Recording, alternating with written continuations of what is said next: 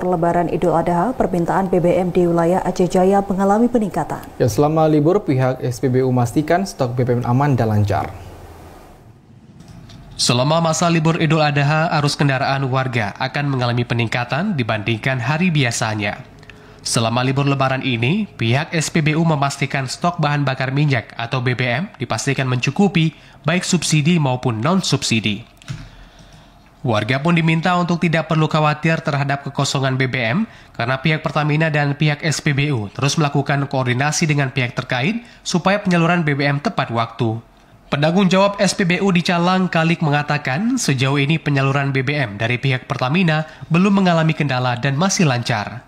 Dirinya juga menjelaskan selama Lebaran pihaknya akan mengoptimalkan supaya BBM tetap lancar aman baik BBM bersubsidi maupun non-subsidi.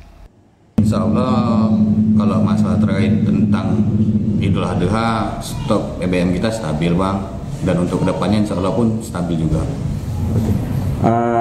Berarti sejauh ini tidak ada kendala bang? Sejauh ini nggak ada. Penyalurannya bang? Aman.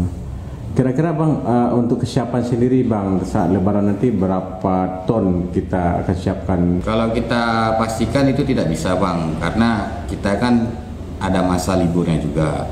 Yang penting kita usahakan dari pihak SPBU untuk keadaan stok insya Allah stabil bang dan ada selalu.